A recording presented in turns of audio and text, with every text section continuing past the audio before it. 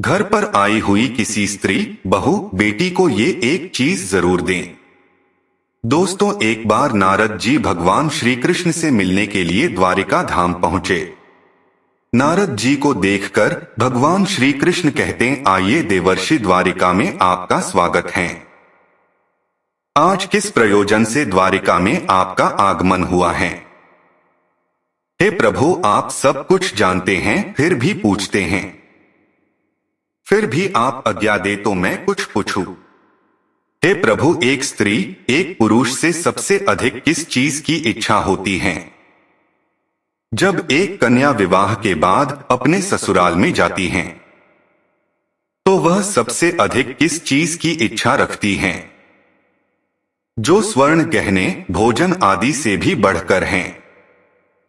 भगवान श्री कृष्ण कहते हैं, हे देवर्षि, आपने मानव जाति के कल्याण के लिए बहुत ही अच्छा प्रश्न किया है। आपके इस प्रश्न में संसार के प्रत्येक स्त्री के कल्याण की बात है। मैं आपको इस अत्यंत प्रश्न का उत्तर नंदा की प्राचीन कथा के माध्यम में बताऊंगा। आप इसे ध्यान से सुनिएगा। देवर्षि कहते हैं, हे प्रभु, देवी नंदा कौन थी?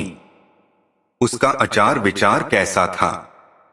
मैं देवी नंदा के बारे में जानने के लिए उत्सुक हूं। आप देवी नंदा की वृतांत सुनाने की कृपा करें। भगवान श्री कृष्ण कहते हैं, हे देवर्षि, देवी नंदा मनोकामना को पूर्ण करने वाली एक गाय हैं। केवल नंदा का नाम अपने मुख से लेने से समस्त पापों का नाश हो जाता है और उसे सुख समृद्धि प्राप्त होती है। देवी नंदा समस्त दुखों को नाश करने वाली तथा गुणवान, चरित्रवान, बुद्धिमान देवी हैं। इसलिए मैं आपको देवी नंदा की महान कथा सुनाता हूं। इसलिए आप इसे ध्यान पूर्वक जरूर सुनिए।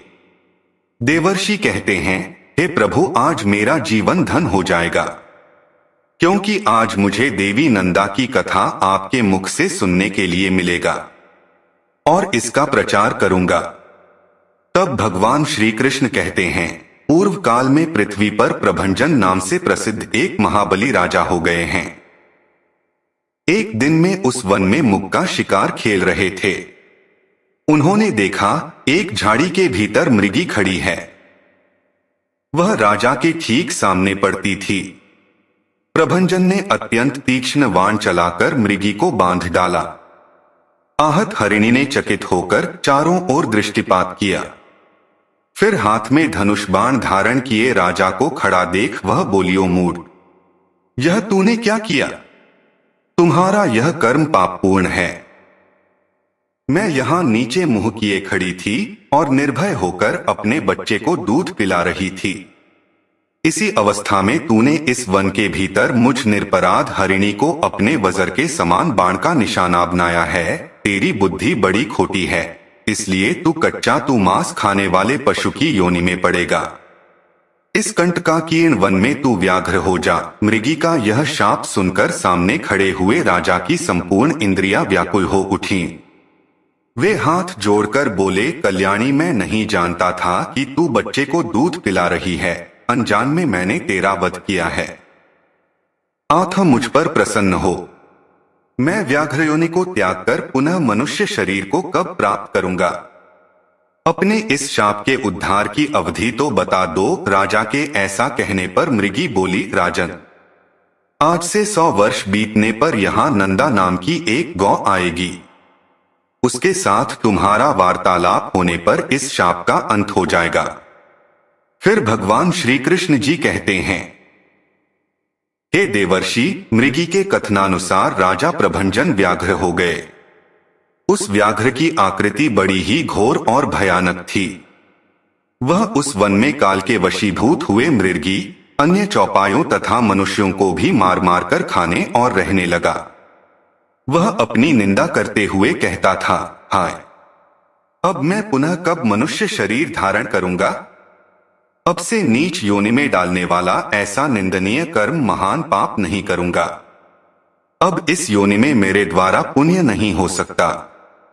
एकमात्र हिंसा ही मेरी जीवन वृत्ति है, इसके द्वारा तो सदा दुख ही प्राप्त होता है। इस प्रकार मृगी की कही हुई बात सत्य हो सकती है।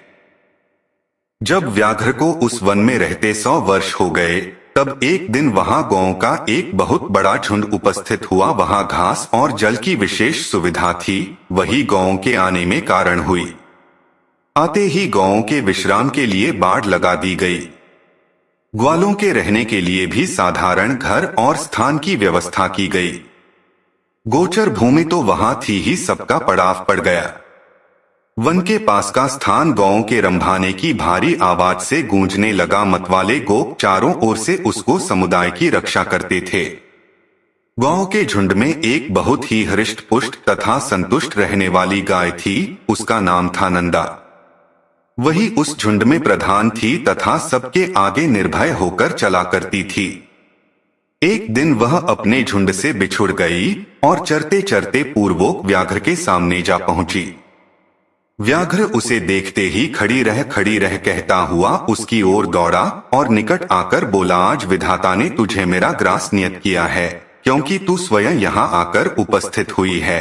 व्याघ्र का यह रोंगटे खड़े कर देने वाला निष्ठुर वचन सुनकर उस गाय को चंद्रमा के समान कांति वाले अपने सुंदर बछड़े की याद आने लगी। उसका गला भर आया, वह गदगद स्वर से पुत्र के लिए हुंकार करने लगी। उस गौ को अत्यंत दुखी होकर क्रंदन करते देख व्याघ्र बोला, अरी गाय, संसार में सब लोग अपने कर्मों का ही फल भोगते हैं। तू स्वयं मेरे पास आ पहुंची है, इससे जान पड़ता है तेरी मृत्यु आज ही नियत है। फिर व्यर्थ शोक क्यों करती है? अच्छा यह तो बता, तू रोई किस लिए? व्याघ्र का प्रश्न सुनकर नंदा ने कहा, व्याघ्र, तुम्हें नमस्कार है, मेरा सारा अपराध क्षमा करो। मैं जानती है तुम्हारे पास आए हुए प्राणी की रक्षा असंभव है, आत्म मैं अपने जीवन के लिए शोक नहीं करती। मृत्यु तो मेरी एक न एक दिन होगी ही, फिर उसके लिए क्या चिंता। किंतु मृगराज, अभी नई अवस्था में मैंने एक बछड़े को जन्म दिया है। पहली बियान का बच्चा होने के कारण वह मुझे बहुत ही प्रिय है। मेरा बच्चा अभी दूध पीकर ही जीवन चलाता है। घास को तो वह पता भी नहीं, इस समय वह गोष्ठ में बंधा है और भूख से पीड़ित होकर मेरी राह देख रहा है। उसी के लिए मुझे बारंबार शोक हो रहा है। मेरे न रहने पर मेरा बच्चा कैसे जीवन धारण करेगा? मैं पुत्र स्नेह के वशीभूत हो रही हूं और उसे दूध पिलाना चाहती हूं। मुझे थोड़ी देर के लिए जाने दो, बछड़े को पिलाकर प्यार से उसका मस्तक चाहूंगी और उसे हिताहित की जानकारी के लिए कुछ उपदेश करूंगी, फिर अपनी सखियों की देखरेख में उसे सौंपकर तुम्हारे पास लौट आऊंगी। उसके बाद तुम इच्छानुसार मुझे खा जाना। नंदा की बात सुनकर व्याघ्र ने कहा, अरे अब तुझे पुत्र से क्या काम है? नंदा बोली, मृगेंद्र, मैं पहले फल बछड़ा ब्याई हूं, आथ उसके प्रति मेरी बड़ी ममता है, मुझे जाने दो। सखियों को, नन्हे बच्चे को, रक्षा करने वाले ग्वालों और गोपियों को तथा विशेषतः अपनी जन्मदायिनी माता को देखकर उन सब से विदा लेकर आ जाऊंगी। मैं शपथपूर्वक यह बात कहती हूं। यदि तुम्हें विश्वास हो तो मुझे छोड़ दो। यदि मैं पुनः लौटकर न आऊं तो मुझे वही पाप लगे जो ब्राह्मण तथा माता पिता का वध करने से होता है। व्याधों, म्लेच्छों और जहर देने वालों को जो पाप लगता है वही मुझे भी लगे। जो गौशाला में विघ्न डालते हैं, सोते हुए प्राणी को मारते हैं तथा जो एक बार अपनी कन्या का घर करके फिर उसे दूसरे को देना चाहते हैं, उन्हें जो पाप लगता है वही मुझे भी लगे। जो अयोग्य बैलों से भारी बोझ उठवाता है, उसको लगने वाला पाप मुझे भी लगे। जो कथा होते समय विघ्न डालता है और जिसके घर पर आया हुआ मित्र निराश लौट जाता है, उसको जो पाप लगता है वही मुझे भी लगे, यदि मैं पुनः लौटकर न आऊं। इन भयंकर पातकों के भय से मैं अवश्य आऊंगी। नंदा की ये शपथें सुनकर व्याघ्र को उस पर विश्वास हो गया।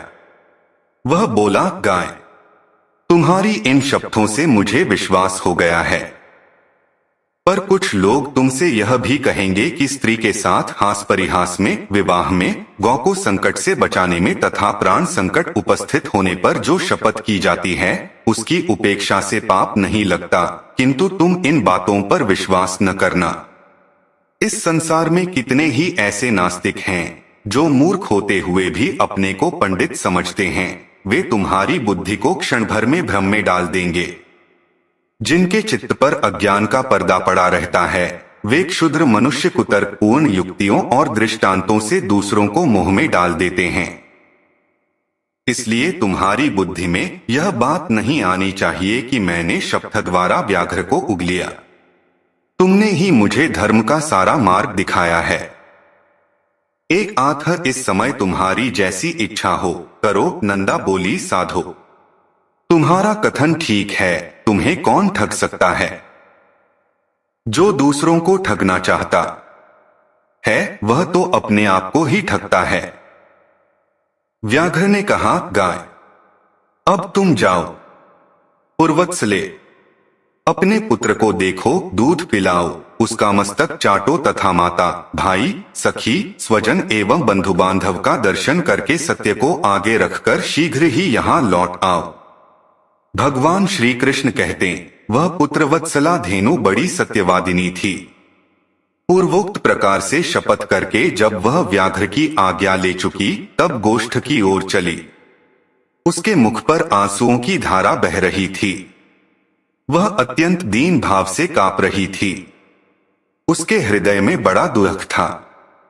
वह शोक के समुद्र में डूबकर बारंबार कराती थी। नदी के किनारे गोष्ठ पर पहुंचकर उसने सुना बछड़ा पुकार रहा है। आवाज कान में पड़ते ही वह उसकी ओर दौड़ी और निकट पहुंचकर नेत्रों से आंसू बहाने लगी।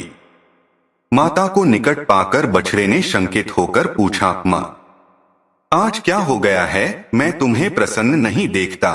तुम्हारे हृदय में शांति नहीं दिखाई देती। तुम्हारी दृष्टि में भी व्यग्रता है। आज तुम अत्यंत डरी हुई दीख पड़ती हो। नंदा बोली, बेटा स्तनपान करो, यह हम लोगों की अंतिम भेंट है। अब से तुम्हें माता का दर्शन दुर्लभ हो जाएगा। आज एक दिन मेरा दूध पीकर कल सवेरे से किसका पियोगे?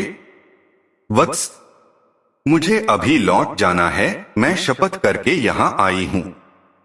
भूख से पीड़ित बाघ को मुझे अपना जीवन अर्पण करना है। बछड़ा बोला, माँ तुम जहाँ जाना चाहती हो वहाँ मैं भी चलूंगा।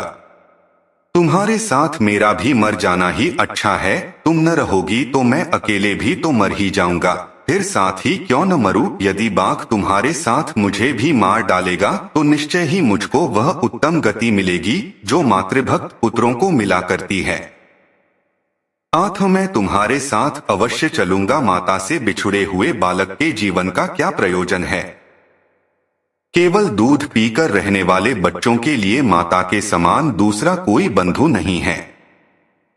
माता के समान रक्षक, माता के समान आश्रय, माता के समान स्नेह, माता के समान सुख तथा माता के समान देवता इहलोक और परलोक में भी नहीं है। यह ब्रह्मा जी का स्थापित किया हुआ परम धर्म है। जो पुत्र इसका पालन करते हैं उन्हें उत्तम गति प्राप्त होती है। एल नंदा ने कहा, बेटा मेरी ही मृत्यु नियत है, तुम वहां न आना। दूसरे की मृत्यु के साथ अन्य जीवों की मृत्यु नहीं होती। जिसकी मृत्यु नियत है उसी की होती है। तुम्हारे लिए माता का यह उत्तम एवं अंतिम संदेश है। मेरे वचनों का पालन करते हुए यहीं रहो, यही मेरी सबसे बड़ी शुश्रूषा है। जल के समीप अथवा वन में विचरते हुए कभी प्रमाद न करना। प्रमाद से समस्त प्राणी नष्ट हो जाते हैं। लोभवश कभी ऐसी घास को चरने के लिए न जाना जो किसी दुर्गम स्थान में उगी हो, क्योंकि लोभ से इहलोक और परलोक में भी सबका विनाश हो जाता है। लोभ से मोहित होकर लोग समुद्र में, घोर वन में तथा दुर्गम स्थानों में भी प्रवेश कर जाते हैं। लोभ के कारण विद्वान पुरुष भी भयंकर पाप कर बैठता है। लोभ, प्रमाद तथा हर एक के प्रति विश्वास कर लेना, इन तीन कारणों से जगत का नाश होता है। इन तीनों दोषों का परित्याग करना चाहिए। बेटा संपूर्ण शिकारी जीवों से तथा म्लेच्छ और चोर आदि के द्वारा संकट प्राप्त होने पर सदा प्रयत्न पूर्वक अपने शरीर की रक्षा करनी चाहिए। पाप वाले पशु पक्षी अपने साथ एक स्थान पर निवास करते हों तो भी उनके विपरीत चित्त का सहसा पता नहीं लगता। नख वाले जीवों का, नदियों का, सींग वाले पशुओं का, शस्त्र धारण करने वालों का, स्त्रियों का तथा दूतों का कभी विश्वास नहीं करना चाहिए। जिस पर पहले कभी विश्वास नहीं किया गया हो ऐसे पुरुष पर तो विश्वास करे ही नहीं। जिस पर विश्वास जम गया हो उस पर भी अत्यंत विश्वास न करे, क्योंकि अविश्वसनीय पर विश्वास करने से जो भय उत्पन्न होता है वह विश्वास करने वाले का समूल नाश कर डालता है। औरों की तो बात ही क्या, अपने शरीर का भी विश्वास नहीं करना चाहिए। भीरु स्वभाव वाले बालक का भी विश्वास न करे, क्योंकि बालक डराने धमकाने पर प्रमादवश गुप्त बात भी दूसरों को बता सकते हैं। सर्वत्र और सदा सूंघते हुए ही चलना चाहिए, क्योंकि गंध से ही गौएं भली बुरी वस्तु की परख कर पाती हैं। भयंकर वन में कभी अकेला न रहे, सदा धर्म का ही चिंतन करे। मेरी मृत्यु से तुम्हें घबराना नहीं चाहिए, क्योंकि एक न एक दिन सबकी मृत्यु निश्चित है। जैसे कोई पथिक छाया का आश्रय लेकर बैठ जाता है और विश्राम करके फिर वहां से चल देता है, उसी प्रकार प्राणियों का समागम होता है। बेटा, तुम शोक छोड़कर मेरे वचनों का पालन करो। श्री कृष्ण जी कहते हैं। यह कहकर नंदा पुत्र का मस्तक सूखकर उसे चाटने लगी और अत्यंत शोक के वशीभूत हो डबडबाई हुई आंखों से बारंबार लंबी सांस लेने लगी। तदंतर बारंबार पुत्र को निहार कर वह अपनी माता, सखियों तथा गोपियों के पास जाकर बोली, माताजी, मैं अपने झुंड के आगे चरती हुई चली जा रही थी। इतने में ही एक व्याघ्र मेरे पास आ पहुंचा। मैंने अनेकों सौगंधे खाकर उसे लौट आने का विश्वास दिलाया है, तब उसने मुझे छोड़ा है। मैं बेटे को देखने तथा आप लोगों से मिलने के लिए चली आई थी, अब फिर वहीं जा रही हूं। माँ, मैंने अपने दुष्ट स्वभाव के कारण तुम्हारा जो जो अपराध किया हो वह सब क्षमा करना। अब अपने इस नाती को लड़का करके मानना। सखियों की ओर मुड़कर, प्यारी सखियों, मैंने जानकर या अनजान में यदि तुमसे कोई अप्रिय बात कह दी हो अथवा और कोई अपराध किया हो तो उसके लिए तुम सब मुझे क्षमा करना। तुम सब संपूर्ण सद्गुणों से युक्त हो, तुम में सब कुछ देने की शक्ति है। मेरे बालक पर सदा क्षमा भाव रखना। मेरा बच्चा दीन, अनाथ और व्याकुल है, इसकी रक्षा करना। मैं तुम्ही लोगों को इसे सौंप रही हूँ, अपने पुत्र की ही भांति इसका भी पोषण करना। अच्छा, अब क्षमा मांगती हूँ। मैं सत्य को अपना चुकी हूँ, आठ व्याघ्र के पास जाऊंगी। सखियों को मेरे एक लिए चिंता नहीं करनी चाहिए। नंदा की बात सुनकर उसकी माता और सखियों को बड़ा दुहक हुआ। वे अत्यंत आश्चर्य और विषाद में पड़कर बोली, अहो, यह बड़े आश्चर्य की बात है कि व्याघ्र के कहने से सत्यवादिनी नंदा पुनः उस भयंकर स्थान में प्रवेश करना चाहती है। शपथ और सत्य के आश्रय से शत्रु को धोखा दे अपने ऊपर आए हुए महा भय का यत्न पूर्वक नाश करना चाहिए। जिस उपाय से आत्मरक्षा हो सके वही कर्तव्य है। नंदे, तुम्हें वहां नहीं जाना चाहिए। अपने नन्हे से शिशु को त्याग कर सत्य के लोभ से जो तू वहां जा रही है, यह तुम्हारे द्वारा अधर्म हो रहा है। इस विषय में धर्मवादी ऋषियों ने पहले एक वचन कहा था, वह इस प्रकार है, प्राण संकट उपस्थित होने पर शब्दों के द्वारा आत्मरक्षा करने में पाप नहीं लगता। जहां असत्य बोलने से प्राणियों की प्राण रक्षा होती हो, वहां वह असत्य भी सत्य है और सत्य भी असत्य है। नंदा बोली, बहिनों, दूसरों के प्राण बचाने के लिए मैं भी असत्य कह सकती हूँ, किंतु अपने लिए, अपने जीवन की रक्षा के लिए मैं किसी तरह झूठ नहीं बोल सकती। जीव अकेले ही गर्भ में आता है, अकेले ही मरता है, अकेले ही उसका पालन पोषण होता है तथा अकेले ही वह सुख दुख भोगता है। आठ मैं सदा सत्य ही बोलूंगी। सत्य पर ही संसार टिका हुआ है, धर्म की स्थिति भी सत्य में ही है। सत्य के कारण ही समुद्र अपनी मर्यादा का उल्लंघन नहीं करता। राजा बलि भगवान विष्णु को पृथ्वी देकर स्वयं पाताल में चले गए और छल से बांधे जाने पर भी सत्य पर ही डटे रहे। गिरिराज विंध्य अपने 100 शिखरों के साथ बढ़ते बढ़ते बहुत ऊंचे हो गए थे, यहाँ तक कि उन्होंने सूर्य का मार्ग भी रोक लिया था, किंतु सत्य में बंध जाने के कारण ही वे महर्षि अगस्त्य के साथ किए गए अपने नियम को नहीं तोड़ते। स्वर्ग, मोक्ष तथा धर्म सब सत्य में ही प्रतिष्ठित हैं। जो अपने वचन का लोप करता है उसने मानो सबका लोप कर दिया। सत्य अगाध जल से भरा हुआ तीर्थ है। जो उस शुद्ध सत्यमय तीर्थ में स्नान करता है वह सब पापों से मुक्त होकर परम गति को प्राप्त होता है। 1000 अश्वमेध यज्ञ और सत्य भाषण, ये दोनों यदि तराजू पर रखे जाए तो 1000 अश्वमेध यज्ञों से सत्य का ही पलड़ा भारी रहेगा। सत्य ही उत्तम तप है, सत्य ही उत्कृष्ट शास्त्र ज्ञान है। सत्य भाषण में किसी प्रकार का क्लेश नहीं है। सत्य ही साधु पुरुषों की परख के लिए कसौटी है। वही सत्पुरुष की वंश परंपरागत संपत्ति है। संपूर्ण आश्रयों में सत्य का ही आश्रय श्रेष्ठ माना गया है। वह अत्यंत कठिन होने पर भी उसका पालन करना अपने हाथ में है। सत्य संपूर्ण जगत के लिए आभूषण रूप है। जिस सत्य का उच्चारण करके म्लेच्छ भी स्वर्ग में पहुंच जाता है उसका परित्याग कैसे किया जा सकता है। सखिया बोली, नंदे तुम संपूर्ण देवताओं और दैत्यों के द्वारा नमस्कार करने योग्य हो, क्योंकि तुम परम सत्य का आश्रय लेकर अपने प्राणों का भी त्याग कर रही हो, जिनका त्याग बड़ा ही कठिन है। कल्याणी, इस विषय में हम लोग क्या कह सकती हैं? तुम तो धर्म का बीड़ा उठा रही हो। इस सत्य के प्रभाव से त्रिभुवन में कोई भी वस्तु दुर्लभ नहीं है। इस महान त्याग से हम लोग यही समझती हैं कि तुम्हारा अपने पुत्र के साथ वियोग नहीं होगा। जिस नारी का चित्त कल्याण मार्ग में लगा हुआ है उस पर कभी आपत्तियां नहीं आती।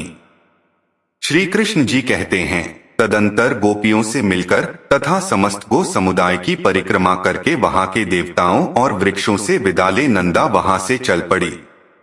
उसने पृथ्वी, वरुण, अग्नि, वायु, चंद्रमा, 10 दिक्पाल, वन के वृक्ष, आकाश के नक्षत्र तथा ग्रहण सबको बारंबार प्रणाम करके कहा, इस वन में जो सिद्ध और वन देवता निवास करते हैं वे वन में चरते हुए मेरे पुत्र की रक्षा करें। इस प्रकार पुत्र के स्नेहवश बहुत सी बातें कहकर नंदा वहां से प्रस्थित हुई और उस स्थान पर पहुंची जहां वह तीखी दाढ़ों और भयंकर आकृति वाला मांसभक्षी बाघ मुंह बाए बैठा था।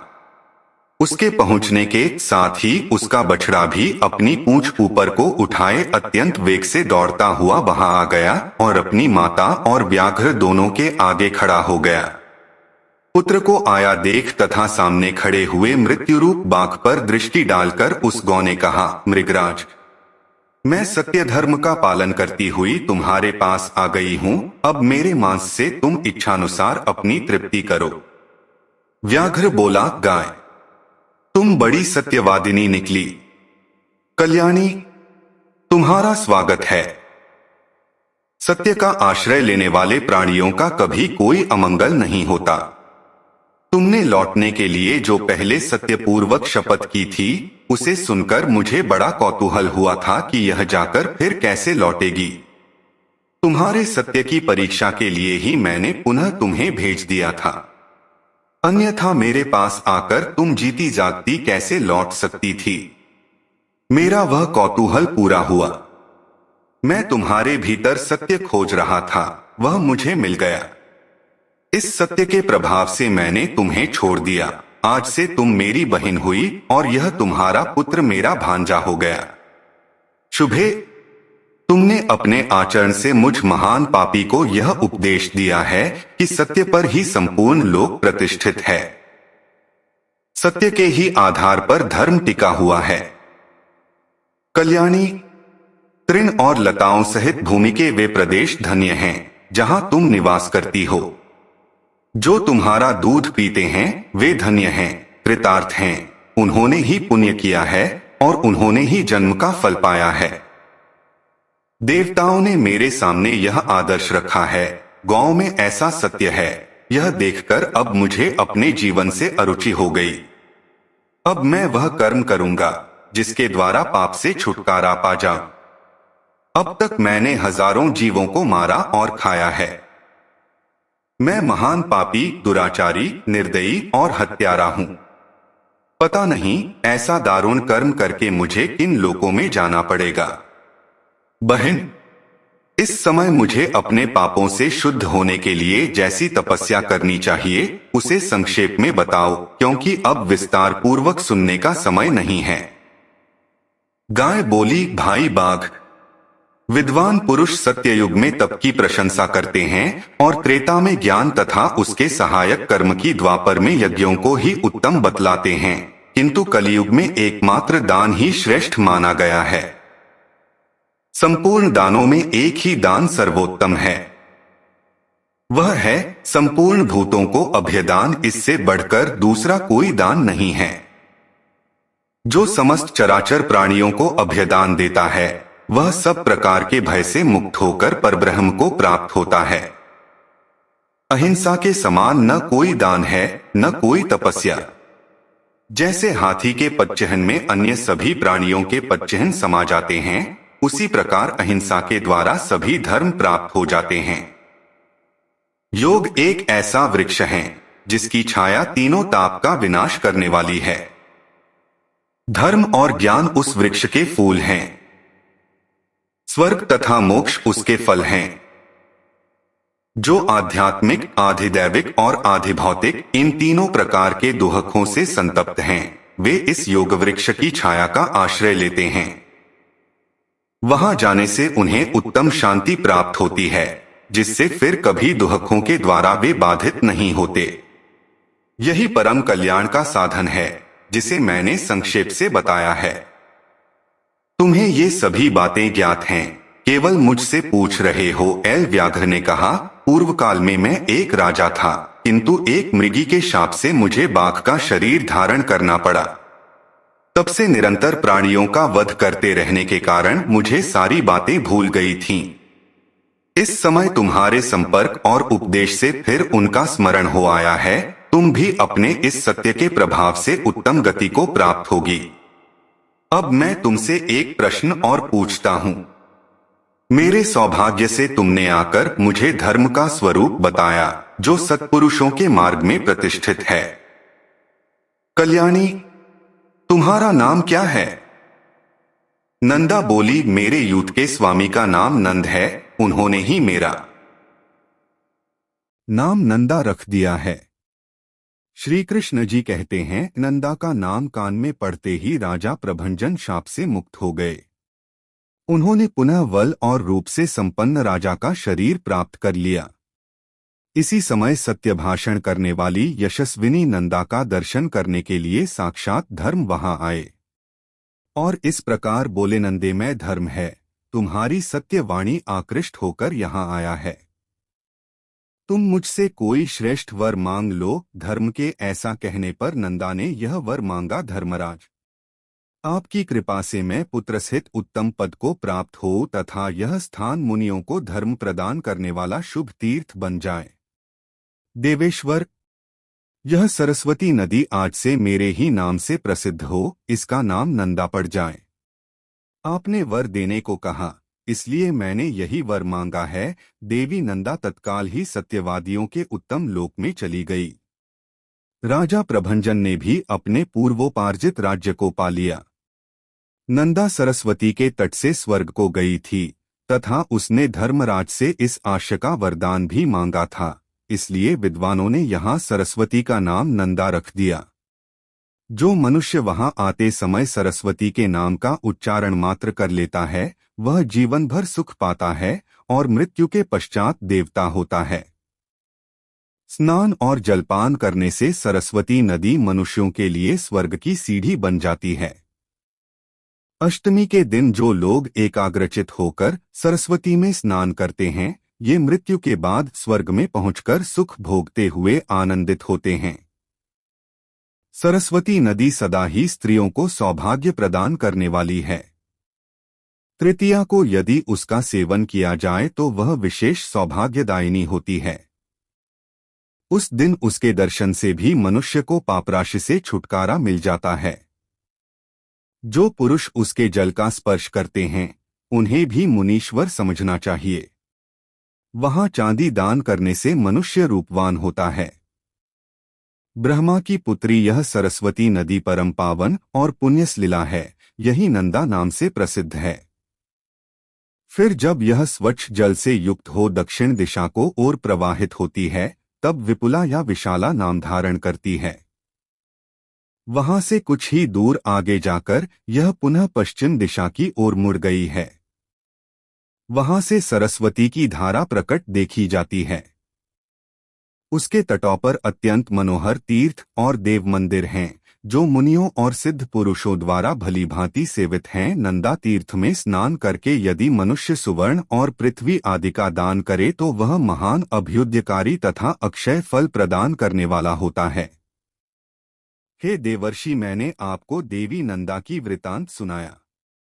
दोस्तों, यह कहानी आपको कैसी लगी?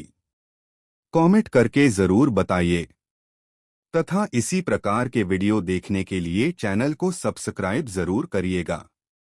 आप सभी का धन्यवाद।